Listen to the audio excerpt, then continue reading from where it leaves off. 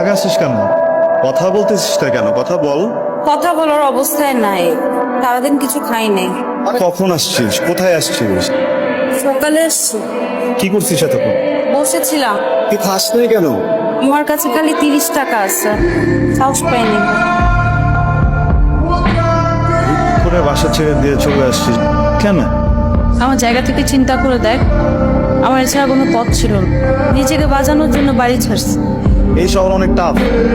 দেখ তন্ময়, আমাকে এত কষ্ট না করে পারলে হেল্প কর। কি রে, কাহিনী কি? তো এখন আমি কি করতে পারি? আশ্রয় দিতে পারিস কিসের আশ্রয়? 2-3 দিনের জন্য। দোস্ত প্লিজ, আমি অনেক আশা নিয়ে এসছি, ফিরে আসতে খেয়াল রাখিস। ঠিক আছে। একটা প্রশ্ন করি। কি প্রশ্ন? আসল কলোনির আমার এক বন্ধু, ছোটবেলায় স্কুলে ছিলাম, কলেজ চলে যেত। ওর তো বাড়িতে ধরো সৎমা খুবই যন্ত্রণা দেয়, খুবই অত্যাচার করে। না পেরে একটা সময় বাড়ি থেকে কোনো কিছু না নিয়ে একদম বেরিয়ে চলে আসছিল। যাওয়ার পরে দেখছি কিছু নেই, আমাকে খাওয়াইতে হয়। আরেক দেখছিলাম সমস্যা হচ্ছে কি, যে তুই কেন যেন ওরই বিপদগুলো নিতে পারতেছি না। বারে বারেই দৌড়ে গিয়ে ওখানে বলে চলে গেল। এই যে চাওয়া পাওয়া, এটা কি খারাপ নাই? ভালো কাজ করতো, সোয়াবের কাজ তুই জানি। বন্ধুর যদি না করে বন্ধুর জন্য, তাহলে কে করবে মা? হ্যালো, কি করিস? বসে আছি। খাইছিস সাথে? কি খাইছিস? পানি খাইছি। পেট ভরে পানি খাইছিস?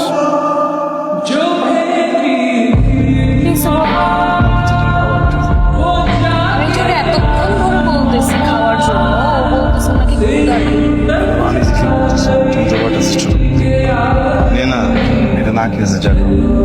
খাও।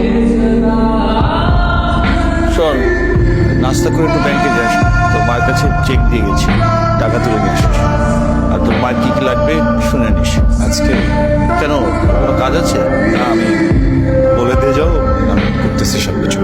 তন্ময়, দেখো বাবা, আজকে না আমাকে কোনোভাবে আটকে না, আমি অনেক বিপদের ভিতরে আছি। আমার এক বন্ধু ভয়ঙ্কর বিপদের ভিতরে আছে, আমি কোনো যেতে পারতেছি না। ওই আমাকে ছেড়ে দাও। আমার তো প্রয়োজন রে বাবা। তোমার কাছে করো না, সবসময় কেন আমাকে যে তোমার কাছে করতে হবে? দেখো, আমি তোমার ছোট বোন। এই যে ছোট ফুপা, তুমি ছোট ছোট জিনিস চাও, বড় বড় বিপদের সময় তুমি এসে বড় বড় জিনিস চেয়ে বসে, আমি তোমাকে দিতে পারবো না। তুই বিথিকে এই মাসটা সাথে রেখে আমার তো সমস্যা নেই, কিন্তু আমার রুমমেটের তো সমস্যা। তুই ম্যানেজ কর, তুই চাইলে তো ম্যানেজ করতে পারবি। মেয়েটা খুব সমস্যার ভিতরে আছে, শেষ। নিজের মা নাই, সৎ মা, এত বেশি জ্বালায় যে সবকিছু ছেড়ে টেড়ে চলে আসছে। এই সময় আমি ওর পাশে থাকতে চাই। আচ্ছা, আমি দেখতেছি। তোকে খুব বিপদে ফেলে দিলাম, তাই না? বল বিপদে, এখন চল কই? টুকটাক কেনাকাটা করতে হবে, চল।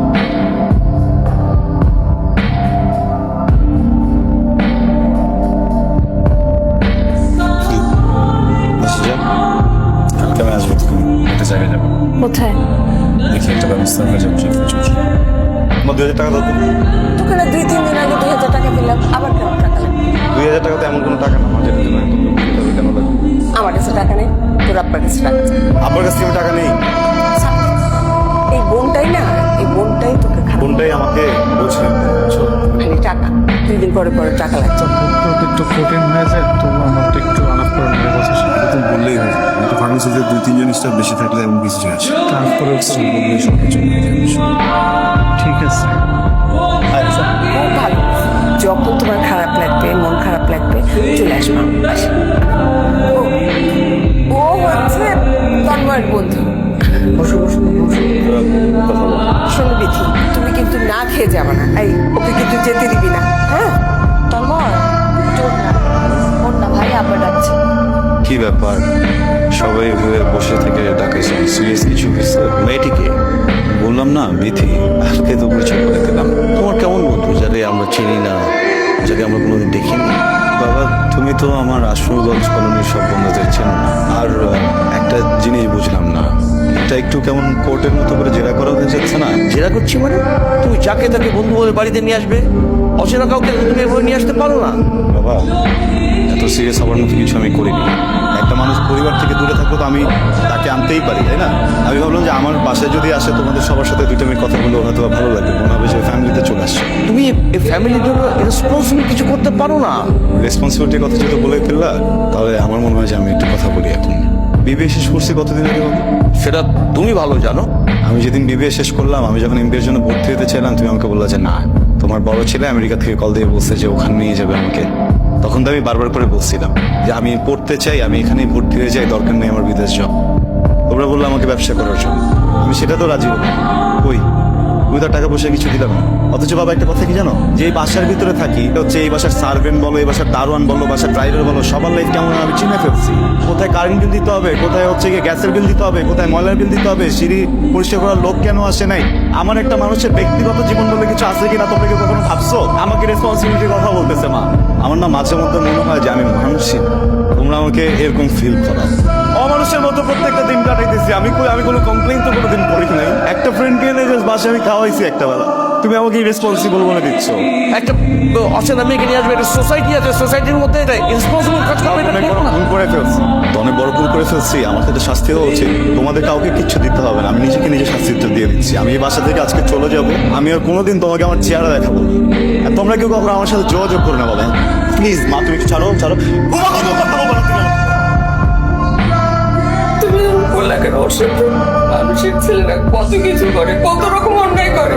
আমার ছেলেটা কত লক্ষ্মী, বাড়ির সব কাজ করে, সামান্য একটা কারণে একেবারে জেনে বসায় দিল।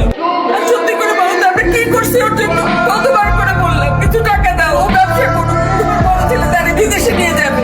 ছেলেটারে কিচ্ছু করতে দিলাম না আমরা। আমার ছেলেটা কোথায় গেল কে যায় না। আমার মাফ করে দিস, আমি তোর জন্য কিছু করতে পারবো। যে জায়গাগুলো আছে এখানে কষ্ট করে থাক, স্ট্রাগল কর, একটু ধৈর্য ধর, দেখবি সব কিছু অনেক সুন্দর হয়ে যাবে। আমি যে মানুষগুলোর মধ্যে আছি না, যেটা না আমাকে বাঁচতে দেবে। তুই বাড়ি ছাড়ছি না কেন? ধরে না আমি বাড়ি ছেড়ে নিচ্ছি বাঁচার জন্য। এখানে না আমি তোকে সাথে নিতে পারবো না, অনেক কঠিন রাস্তা। ভালো থাকিস, নিজের যত্ন নিস।